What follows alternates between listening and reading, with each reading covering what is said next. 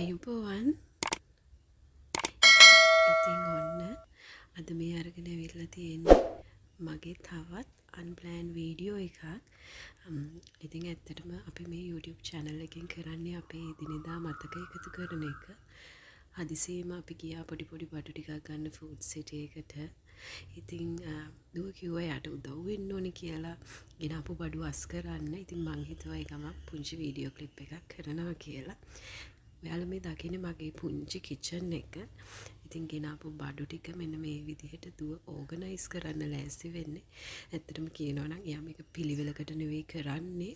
ඉතින් එයා ඉල්ලන වෙලාවට එයාට මම මේ දේවල් කරන්න දෙනවා. මොකද ගොඩක් වෙලාවට එයාට කිව්වොත් එයා කරන්න ටිකක් අකමැති. ඉතින් පස්සේ එයා නිදාගත්තාම තමයි මම මේවා මට ඕන විදිහට හදන්නේ. ඉතින් මට තියෙන පුංචි ෆ්‍රිජ් එකක්. ඇත්තටම ගොඩක් ගේන බඩු මම ෆ්‍රිජ් එකට දානවා. මොකද හේතුව මගේ කිචන් එක නම් ගොඩාක්ම පිරිසිදුවට පිළිවෙලට මම තියාගෙන ඉන්නවා. මේක මොඩර්නයිස්ඩ් කිචන් එකක් නොවුනට. නමුත් මට තියෙන ලොකු කූඹි කරදරයක්. ඉතින් හැම වෙලෙම පුංචි කූඹි జాතියක් එනවා කුස්සියට. ඉතින් යාලා කෑම තිබුණත් නැදත් යාලාගේ ගෙවල් හදන්න පාරවල් එහෙම හදාගෙන ඉන්නවා. සමහර වෙලාවට මම එහෙම පිහලා දානවා. නමුත් ඉතින් අර බෙහෙත් ගහන්නේ එහෙම නැහැ. මොකද එකක් ඒක විසයි. ඇත්තටම කියනවා නම් හොඳට වැහෙන එකක් වුණත් බොහෝම වෙලාවට ඒගොල්ලෝ හොයලා කොහොම හරි කොත්තනකින් හරි ඇතුළට යන්න තමයි බලන්නේ. ඉතින් මම බාස්කට්ස් වල ගොඩක් වෙලාවට අසුරනවා. හොඳටම සීල් වෙන්නේ නැති බාස්කට්ස් තියෙනවා නම් මම ඒවා ෆ්‍රිජ් එකට දානවා. ගොඩක් වෙලාවට ෆ්‍රිජ් එකට දාන්න පුළුවන් ඒවා. මොකද මට මතකයි එක වතාවක් මම ගෙනාපු නූඩල්ස් පැකට් එකක්, එතකොට සෝයා මීට් පැකට් එකක් වගේ මේ කූඹි සිදුරු කරලා තිබුණා. ඉතින් මටත් හිතා ගන්න බැරුණා මෙයාලා මෙච්චර මේ සාමාන්‍යයෙන් ඇසුරුම් කරන්න ගන්න පැකට්ස් සාමාන්‍යයෙන් ටිකක් සිදුරු කරන්න අමාරුයි වගේ කියලානේ අපිට හිතෙන්නේ. නමුත් කූඹි මේක හරිම පහසුවෙන් කරනවා. ඉතින් ඔයාලා දැක්කේ අපි ගෙනාපු බඩු. මම ඒවා එකිනෙක විස්තර කරේ නැහැ. ස්නැක්ස් ටිකක් වැඩියෙන් ගෙනාව ඇත්තටම. මොකද දුවට ඉස්කෝලේට මට එයාගේ ඉන්ටර්වල් එකට දාන ලන්ච් බොක්ස් එකට අමතරව ස්නැක් බොක්සස් දෙකක් දාන්න වෙනවා. ලන්ච් බොක්ස් එකක් කිව්වට ඉතින් ඇත්තට මේක ලන්ච් එක නෙමෙයි. ඒක එක්තරා විදියක බ්‍රේක්ෆාස්ට් එකක් 10ට වගේ ඒගොල්ලෝ කන්නේ උදේට.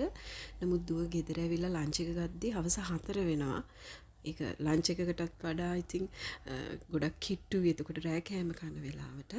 ඉතින් ඒක නිසා එයා ඉස්කෝලේ තමයි ඉන්නේ. පැයක් විතර ඉස්කෝලේ ආගේ ක්ලාස් එකේ ඉඳලා ඊට පස්සේ ස්කූල් වෑන් එකට එයාගේ සීයා තාත්තත් එක්ක එනවා.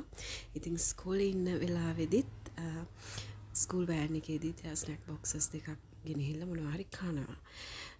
ඉතින් ඒ ස්නැක්ස් තමයි ඔයගොල්ලෝ දැක්කේ.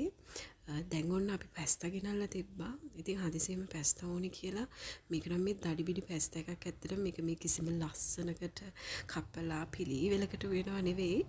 ඉතින් මට තියෙන කාල වේලාව හරිම අඩුයි. ඒ වලට පෙර මේ දුවත් කපන්න හදන්නේ මෙතන මේ බෙල් පෙපර් එකක්. එයාටත් කපන්න ඕනේ කියලා ඉතින් මම ළඟටම වෙලා ඉඳන් එයාට පොඩි chance එකක් දුන්නා ඒක අල්ලන්න. මගේ පැස්තා එක දැන් ඔන්න ඉදෙනවා.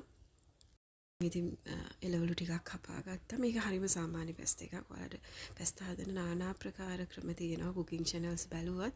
ඉතින් මගේ එක කුකින් channel එකක් නෙමෙයි. මේ දේවල් මමත් දවසක බලයි. මගේ පවුලේ මගේ හස්බන්ඩ්, මගේ දුව ලොකු වුණාම එයාත් මේවා බලයි. අපි මෙහෙම කළා කියලා. මම ඉතින් සාමාන්‍ය විදිහට පැස්තා සෝස් ටිකක් දාලා පැස්තා එක හදන්නේ. ඉතින් මේක කියන්න තරම් දෙයක් නැහැ. මම ඔය හදන ගමන් මේ වීඩියෝස් දැම්මා. ඉතින් ඔන්න දැන් දුවට ඕනේ වුණා සැලඩ් එක යාම හදන්න. ඉතින් මේ ඔයගොල්ලෝ දකින්නේ එයා සැලඩ් එක මික්ස් කරන විදිහ. ඉතින් සැලඩ් එක හදලා මම දුවගේ පිඟානට පැස්තා ටිකක් බෙදුවා. එයා ඉතින් ගොඩක් කන්නේ නැහැ. හරිම චුට්ටක් තමයි කන්නේ. ඉතින් කලිනුත් කිව්වා වගේ මේක මේ ප්‍රොෆෙෂනල් පැස්තා එකක්වත් නැත්නම් ඒ වගේ සැලඩ් එකක්වත් නෙමෙයි. මේක දඩිබිඩි සැලඩ් එකක් පැස්තා එක වගේම. ඔන්න දැන් මම දුවගේ පිඟානට බෙදනවා.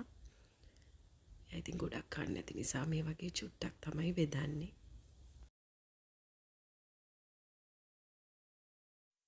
ඉතින් අන්න මට පුළුවන් වුණා මේ ක්ලිප් එකට එක දිගටම වොයිස් කරන්න. ඇත්තටම මේක මගේ පළවෙනි වතාව මම මේ තරම් දිග ක්ලිප් එකක් වොයිස් කරපු. ඉතින් ආයෙත් දවසක එනකන් ඔයගොල්ලෝ හැමෝටම සුබම සුබ සතියක්. ඉතින් අද ජූලි මාසේ 23 වෙනි ඉරිදා. ගිහින් එන්න.